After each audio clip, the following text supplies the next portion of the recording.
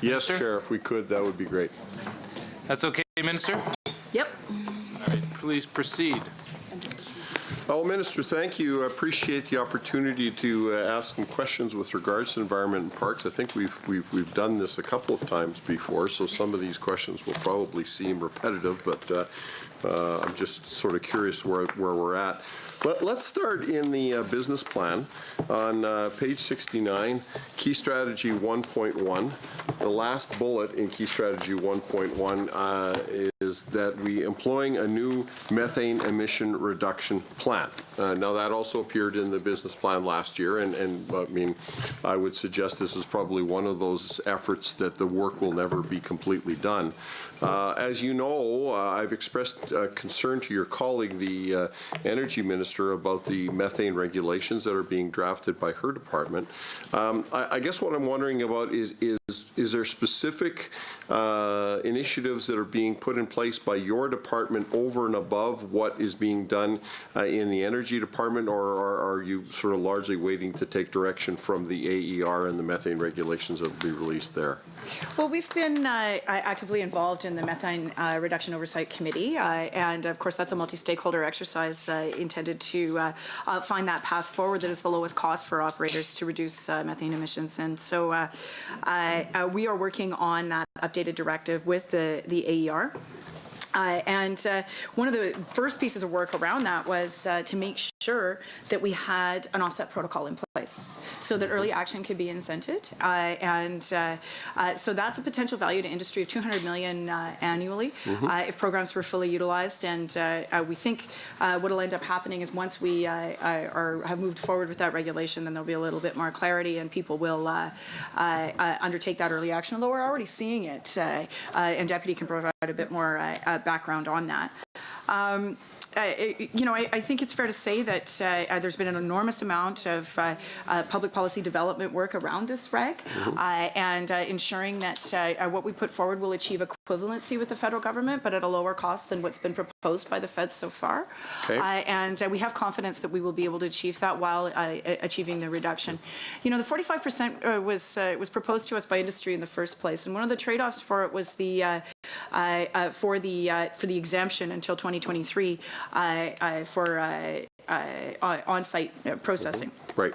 And so I think that what we will be able to achieve is that target, but it will come from being a Made in Alberta solution, including the protocols. Minister, on the topic of Made in Alberta solutions, I just wanted to make sure that I believe you've had these conversations already with the County of Vermilion River, but if you haven't, I would really encourage either yourself or officials within your department. Some 10 years ago, so probably even before this was kind of on our radar screen, the County of Vermilion River won an Emerald Award for climate leadership for their methane project to basically pick up and scavenge vented methane from the heavy oil wells in our area. And if you look at a map of Alberta, I'm sure you've seen it too, the methane intensity of the oil patch in our part of the province, in the Lloydminster-Bonnyville area, is significantly higher. There's another sort of red zone, if you like it, in the Peace River area.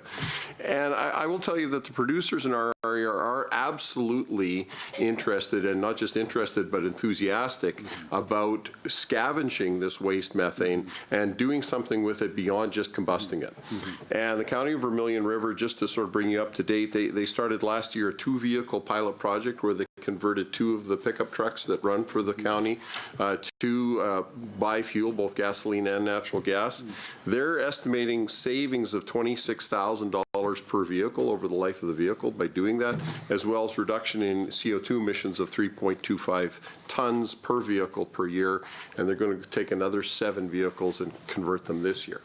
So, you know, just so that it's on your radar, that this is the kind of, to me, very practical, you know, it may not be large scale, but when you're looking at the kinds of emissions that occur from the oil patch within our area, we certainly are very interested in reducing methane. We think in many ways that can have a greater impact in our overall reduction in GHGs than, you know, a lot of other programs that, by all means, go ahead with with them, but this is one that I'd like to see us pursue. So, Minister, I'd just like to sort of wrap the discussion on the methane reduction by saying this is something that you do have buy-in and support from industry and from people, but we also have a lot of ideas that we'd encourage you to take a look at.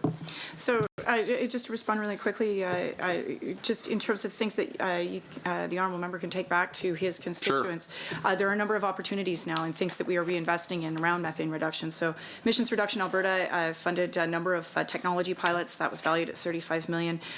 The Business Nonprofit and Industrial Energy Efficiency Rebate Program was valued at 10. There are new industrial efficiency programs both for large final emitters and non-large final emitters that are moving as well, and some of that is methane reducing technology that people should be apprised of. Are you looking at eligibility for rural gas co-ops in this? Because the rural gas co-ops could actually act to scavenge, collect, and then transmit some of this collected methane and actually use it to heat homes rather than just venting it into the atmosphere. Well, certainly all the industrial efficiency and the innovation funding is designed to be the largest application possible. So if there is a reason why natural gas co-ops, for whatever reason, have been left out of that, we'll endeavour to solve that problem. Great. I mean, I think there's potential there.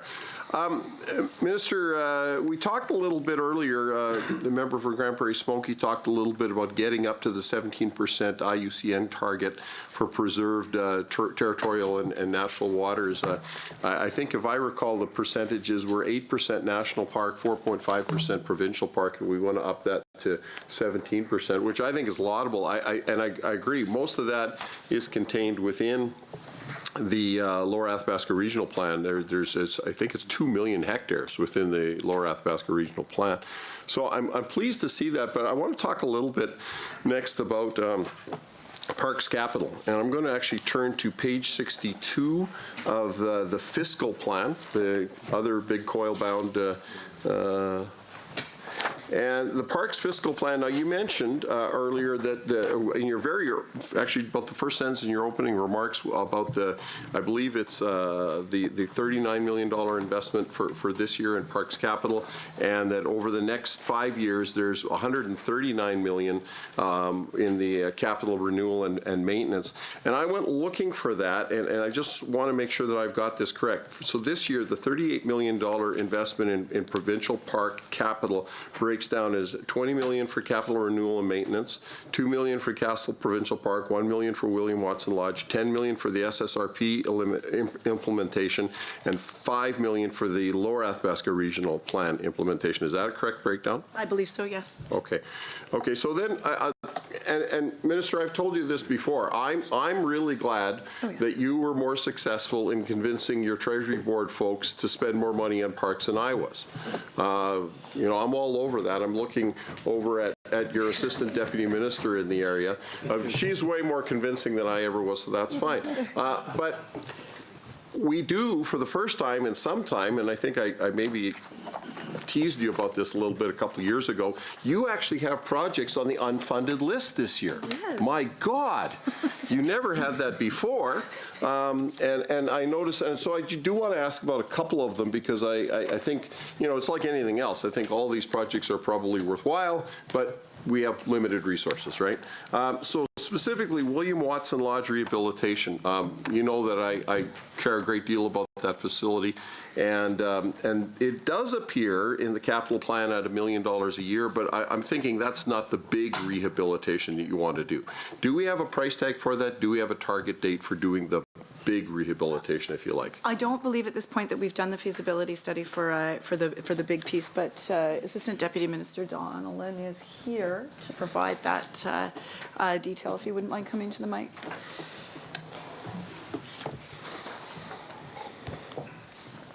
Yes, thank you, Steve Donnellan, Assistant Deputy Minister for Alberta Parks. The capital plan for William Watson Lodge does not include the major refit that you're talking about at this point, the $1 million. That is the cabin replacement that we're currently working on, and we've got 2 new cabins that are going in this year that replace the original cabins from 1982. There's a major refit that is future planned for the main lodge building, which has some significant issues, foundational issues, mold and those sorts of things, and that's the piece that currently sits with infrastructure on that list. Okay, thanks, Steve. I appreciate that. Minister, I think I may have mentioned this to you before. I think just the fact that there is a William Watson Lodge and what the vision behind it and why it's there is something that Albertans I think should know more about. Now, Minister, when you announced that we were going to go ahead with the refurbishment and rebuilding of the Kananaskis golf courses, you indicated that the revenue that was going to be produced of that would go towards the William Watson Lodge refurbishment. Now, is it just that we don't have enough revenue yet because the golf courses don't open until this spring? There's been a bit of a delay. It's taken a little longer than we thought it would. Yes. Okay, great. Very pleased to see the golf courses open again. You and I may have differing opinion about that, but I know in talking to a lot of Albertans who are enthusiasts, to see those 2 absolute gems is great. Last year, Minister, I asked about cost recovery on parks visitation. Last year, the numbers were $30.8 million in revenue for $84 million in expense. Our expense is down, and our revenue, our projected revenue on page 135 of the budget documents, if I've got the numbers added correctly, are $32.9 million, or a cost recovery increase to 40.4%. Do we have a specific target for cost recovery for parks operations, or do we just sort of do the best we can? I think at this point, we don't have one articulated within the business plan, right. Honourable Member.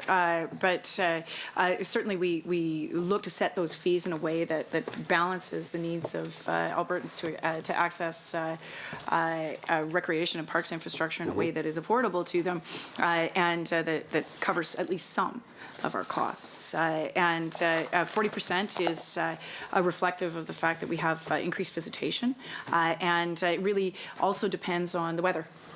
In terms of how much revenue we get. Yes, it does. So it's going to fluctuate every year, and it's a value judgment of how much that we think that people should pay for a campsite or for sanitation or any of those things. So we think we've set the fees appropriately. For now, there were a couple of small bumps, I believe, in 14-15, and they remain stable there. And we certainly have not seen a reduction in demand. In fact, quite the opposite. No, the demand will continue to be there, Minister. These are beloved spaces, as you know. And the activities, I mean, if you talk to the folks from the RV dealership of Alberta, and if you look at the prices that people are paying for these RVs, I would respectfully suggest that I think that the fees could even go a little bit higher, especially given the quality of the parks facilities, and especially as you're making a special effort to improve those. But that brings us to another topic. We talked about this last year as well. You mentioned the visitation is up, and I'm looking on page 72 of the business plan at performance measure 3B. And yes, indeed, last year the percentage of Albertans who visited an Alberta park location in the last 12 months was 33.6%. And this year, or this past year gone by, it went up to 36.5%. That's a significant increase, and that's definitely trending in the right direction. And yet our targets for the next year remain significantly and conspicuously unambitious at 33%. Minister, we're putting these extra resources in, we're spending this extra money, our parks are beautiful, you're enthusiastic about them, I'm enthusiastic about them, and yet we only think 1 in 3 Albertans are going to visit the parks. Don't you think those targets should be higher? Honourable Member, you make a good point, and I think that we could revisit those performance measures for future business plans. However, I will share with you that the Deputy believes that unambitious is not a word that is usually used to describe my approach to this ministry. That's why this one sticks out so much, Minister. Right. Well, some of this also has to do with the weather and the economy and so on. But performance measures are reviewed annually, and you may be right that this one should reflect a higher level of ambition. I think, Minister, in keeping with also somewhere else in the business plan, well, here, right there, Key Strategy 3.1, you talk about the continued implementation of the Parks Inclusion Strategy and the Visitor Experience Strategy. I mean, these are both strategies that are intended to improve the parks experience and especially the inclusion strategy for Albertans that might otherwise not access our parks. And so I think the fact that you're doing those things is positive. The second performance measure, 3C, visitor satisfaction, I mean, I think it would be wrong if I didn't at least comment that I think the 95% target is great. You know, that's why it's such a contrast that you got 33%, which I think is kind of lowballing it. 95% on 3C, I think, yeah, absolutely. I'd even go higher than that. Now, I noticed that the number from last year to this year is basically statistically a flat line, 91.4 to 91.2. But I'm glad to see it. You know, any of the experience that I've had, you know, even in the 4 years since I've been minister, has been really, really positive. Minister, on page 71 of the business plan, the Key Strategy 2.5, the collaborative development of the Castle Region Tourism Economic Development Strategy. Again, fully supportive of the preservation of that absolute jewel in southwestern Alberta. I think that's a very positive thing. I am a little bit concerned, though, is do we have a specific strategy for addressing random camping? That's something that concerns, and unfortunately it is a practice that has become, I'm going to call it relatively entrenched. There's quite a large number of people who do engage in random camping, and I don't mean to characterize them all the same. I think for the most part, most of the people who engage in it are very respectful of the environment and leave the place where they're camping in good condition. Unfortunately, as is sometimes the case, there is a small percentage of them that do not. Do we have a strategy for addressing that issue? We absolutely do. So one of the things that we found when we went out and mapped where people go, both in Castle and elsewhere in Porcupine, Livingston as well, and kind of up the eastern slopes, is that random camping is actually not so random. People are going into specific places all the time, and in some cases that's not a big deal, and in other places they're too close to waterways, or we see, you know, people cutting wood or these kinds of things that are not helpful. And so what we did in Castle was, instead of ending that, what we did was we made random camping nodes where there is access to garbage cans, fire pits, which was particularly important this year when it was such a dry year, and we upped the enforcement to make sure that people had the right permit, and they just needed to get a permit to be back there, and then it was fine.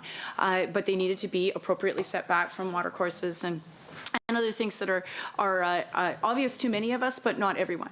And so just a little bit more enforcement presence, which was mostly predicated on education. All of those materials were available at places like Beaver Mine Store, which you know, contributed to more visitation for them. That was good.